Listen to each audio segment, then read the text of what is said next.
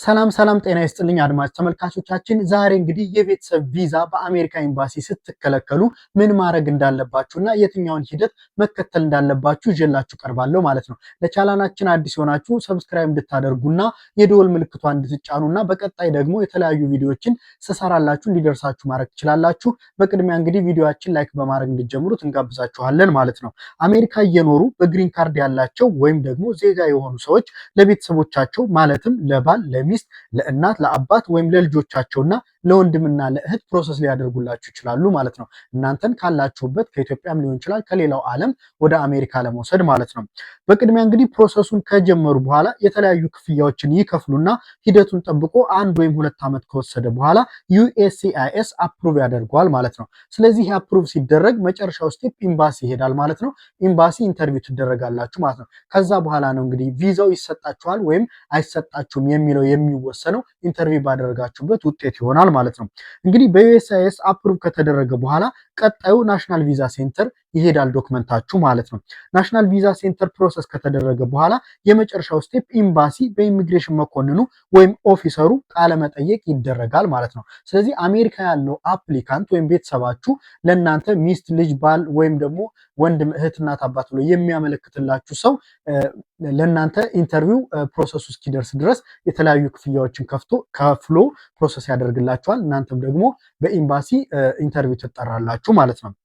እንግዲህ ኢንተርቪው የሚካሄድበት ቀን ቀጠሮ ይሰጠዋል። በቀጠሮ ቀንም የተለያዩ ጥያቄዎችን ትጠየቃላችሁ ማለት ነው። ለምሳሌ ሚስት፣ ባል ወይም ልጆች ከሆነ የተጠየቀው ቪዛ ግንኙነታችሁ የእውነት ነው ወይ የሚለውን ይጠየቃል ማለት ነው። እና ከአንዳንድ ማስረጃዎች ጋር ለቪዛ ኦፊሰሩም ማሳየት ያስፈልጋል ማለት ነው። ለምሳሌ ባልና ሚስት ከሆናችሁ የማሬጅ ሰርቲፊኬት ወይም ደግሞ የትዳር ሰርቲፊኬት ማሳየት ይጠበቅባችኋል ማለት ነው፣ ከቃለ መጠይቁ በተጨማሪ ማለት ነው።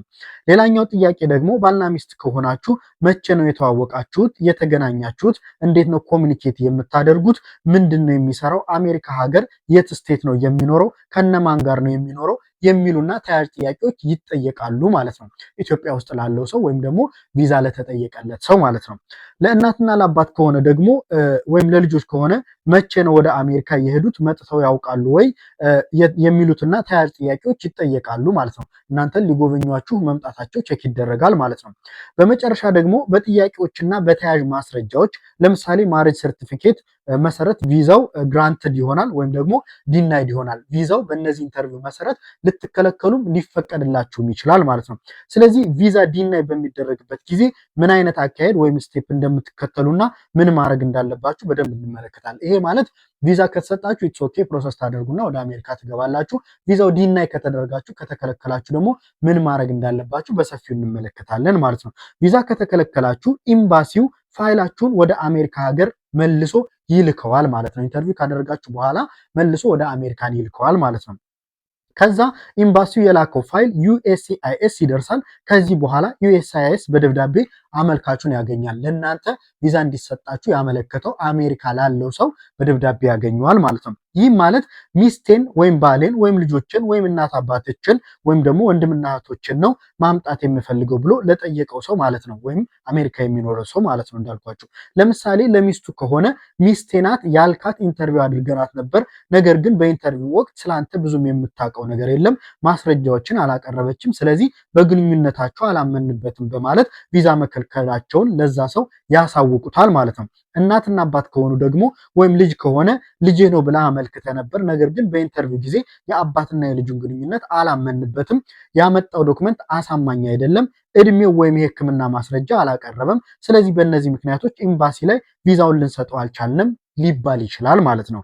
ስለዚህ በመጨረሻ ጊዜ 30 ቀን እንሰጥሃለን ሚስቴ ናት ወይም ልጆች ናቸው የምትል ከሆነና ግንኙነቱ ትክክል ነው ብለህ የምታምን ከሆነ በ30 ቀን ውስጥ ማስረጃ አቅርብልንና በድጋሚ እናየዋለን ይላሉ። ይሄ ደግሞ ሁለተኛ እድል ይሰጣችኋል ማለት ነው።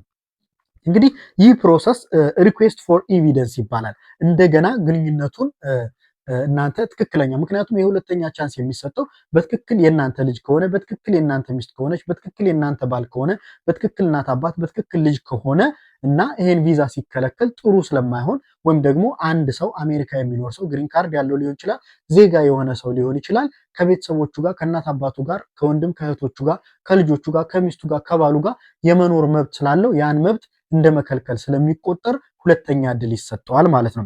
ስለዚህ ከዛ በኋላ በ30 ቀን ውስጥ ሚስቱን ወይም ቪዛ የተጠየቀውን ሰው የተሳሳተበትን ምክንያት በማስረዳትና የተለያዩ ዶክመንቶችን በማቅረብ ዩኤስሲአይኤስ እንደገና ያየዋል ማለት ነው። ስለዚህ ይሄ ምንድነው የሚደረገው? ለሰውየው 30 ቀን ሲሰጡት ያ አሜሪካን ሀገር ያለው ሰው መጀመሪያ ያመለከተላችሁ ሰው የተለያዩ ዶክመንቶችን ይዞ ሚስቴ በዚህ ጊዜ የተሳሳተችው በዚህ ምክንያት ነው፣ እንደዚህ መስሏት ነው በማለት በማብራራትና እንደገና ደግሞ ተያያዥ ማስረጃዎች ለምሳሌ ሚስቱ ከሆነች ማሬጅ ሰርቲፊኬት ሊሆን ይችላል። ልጆቹ ከሆነ ደግሞ በርዝ ሰርቲፊኬት እና ሌሎች የዲኤንኤ ምርመራም ሊሆን ይችላል። እነዚህን በማካተት እንደገና መጠየቅ ይችላል ወይም ደግሞ በዛ በ30 ቀን ውስጥ ማመልከት ይችላል ማለት ነው። ይሄ 30 ቀን ካለፈ አስቸጋሪ ሊሆን ስለሚችል በአብዛኛው ቀን 30 ቀን ነው የሚሰጡት። በዛ 30 ቀን ውስጥ አሜሪካ ያለው ሰው ዶክመንቶችን በማሟላት ማስገባትና እንደገና መጠየቅ ይጠበቅበታል ማለት ነው። ሁለተኛ እድል ከተሰጠው። ይህ ሁለተኛ እድል ካለፈው ደግሞ ምን ማድረግ እንዳለበትም የምነግራችሁ ይሆናል ማለት ነው። እንግዲህ ዩኤስሲአይኤስ ኬዙን አይቶ አፕሩቭ ያደርገዋል ወይም እንደገና ወደ ኤምባሲ ይልከዋል ወይም ደግሞ እንደገና ኢንተርቪው ያደርገዋል ማለት ነው። ስለዚህ እዚህ ጋር ምንድነው ውጭ ሀገር ያለው ሰው ወይም የመጀመሪያው አመልካች ጉዳዩን በሚያቀርብበት ጊዜ ዩኤስሲአይኤስ ጉዳዩን ያይና ትክክል ከሆነ አፕሩቭ ሊያደርግለት ይችላል። ትክክል ካልሆነ ግን ኬዙን እንደገና ወደ ኤምባሲ ይልከዋል ማለት ነው። ወደ መጀመሪያው ስቴፕ ይመልሰዋል ማለት ነው። ኤምባሲው ደግሞ እንደገና ቀጠሮ ይሰጣችሁና በቀጠሮ ቀን ደግሞ ተገኝታችሁ አሜሪካ ያለው ሰው ያቀረበውን ማስረጃ እንደገና ደግሞ እናንተ ተጨማሪ ማስረጃ እና ኢንፎርሜሽን በማጠናከር ለምትጠየቁት ጥያቄ በቂ መልስ ከባለቤቶቹ ጋር ወይም አሜሪካ ካለው አባታችሁ ከሆነ ወይም ደግሞ ልጃችሁ ከሆነ ከዛ ጋር በመነጋገር ተመሳሳይና እውነተኛ የሆነ መልስ በማዘጋጀት እናንተም ለሁለተኛው ኢንተርቪው መዘጋጀት አለባችሁ ማለት ነው። በዛን ጊዜ ግን የምታቀርቡት ማስረጃ የምትመልሱት መልስ ከመጀመሪያው የተሻለ መሆን አለበት። ምክንያቱም በመጀመሪያ ሪጀክት ስለተደረጋችሁ ሁለተኛ ዙር ላይ አፕሩቭ እንድትደረጉ ሁሉንም ነገር አሟልታችሁ በመጀመሪያ ፌል ያደረጋችሁትን ምክንያት በሙሉ እንደገና አሻሽላችሁና አስተካክላችሁ መቅረብ አለባችሁ ማለት ነው።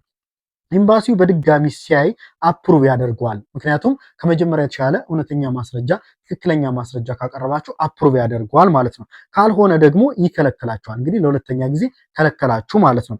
በዚህ ጊዜ እንደገና ማመልከት ወይም ደግሞ ሌላ አማራጭ መፈለግ ነው። ለምሳሌ ልክ ይሄን ፕሮሰስ አድርጋችሁ አመልክታችሁ ሁለት ጊዜ ኤምባሲ ኢንተርቪው ተደርጋችሁ እንዳደረጋችሁት በሙሉ እንደ አዲስ ደግሞ አመልካቹ ወይም ደግሞ ወደ አሜሪካን የሚወስዳችሁ ሰው እንደ አዲስ ደግሞ አፕላይ ያደርግና ፕሮሰሱን ጠብቆ በመጀመሪያው ይሄዳል። ይሄ በሚሆንበት ጊዜ ደግሞ 1 ዓመት 2 ዓመት ወይም ከዛ በኋላ ደግሞ ወይም ከዛ በላይ ሊፈጅ ይችላል ማለት ነው። ይሄን ማድረግ አለባችሁ። እንደገና ደግሞ ሌላ ሙከራዎች የምትሞክሩት ደግሞ የተለያዩ ጠበቃዎችን በማግኘትና በማማከር እነሱ በሚሏችሁ በዚህ ፌል ያደረገበት ምክንያት በዚህ ነው፣ በእንደዚህ አመልክቱ በማለት ጠበቃዎች ሊያግዟችሁ ይችላሉ። ህጋዊ የሆኑ ወይም ደግሞ ሌጋል የሆኑ ጠበቃዎችንም ማማከር ትችላላችሁ ማለት ነው። ቪዛው ተከልክሎ ከዩኤስሲአይኤስ ወደ ኤምባሲው እንደገና ለመላክ ዩኤስሲአይኤስ 180 ቀኖችን ይፈልጋል ማለት ነው። ስለዚህ እናንተ ወይም አመልካቹ ዩኤስሲአይኤስ በምትጠይቁበት ጊዜ ከ180 ቀን በፊት መሄድ የለባችሁም። ይሄን የምነግራችሁ ለአመልካቾች ነው። ምክንያቱም 180 ቀን ስለሚፈጅ ከዛ ቀን በፊት ከሄዳችሁ ጉዳዩ ስላላለቀ ከ180 ቀን በፊት አትምጡ ስለሚሉ እናንተም ከ180 ቀን በፊት መሄድ የለባችሁ ማለት ነው። እንግዲህ ሰብስክራይብ ያላደርጋችሁ ሰብስክራይብ እንድታደርጉና የተለያዩ መረጃዎችን የምለቅበት የቴሌግራም ቻናል ደግሞ የመጀመሪያ ኮሜንት ላይ ፒን ስለማድረግላችሁ ሊንኩን ክሊክ አድርጋችሁ ጆይን እንድታደርጉና ሰብስክራይብ በማድረግ በተጨማሪም የደወሏን ምልክት በመጫን ቪዲዮ በምለቅበት ጊዜ እንዲደርሳችሁ ማድረግ ትችላላችሁ ማለት ነው። እስከ መጨረሻው ስለተከታተላችሁ ያመሰግናለሁ። በቀጣይ ቪዲዮ እንግዲህ ወደ አሜሪካ ለትምህርት የሚሄዱ ሰዎችን የሚመለከት ቪዲዮ ስለምሰራ ሰብስክራይብ አድርጋችሁ እንድትጠብቁኝ በአክብሮት እየጠየቅኩኝ በሌላ ቪዲዮ እስከምንገናኝ ድረስ መልካም ቆይታ፣ ቸር ተመኘው። መልካም ጊዜ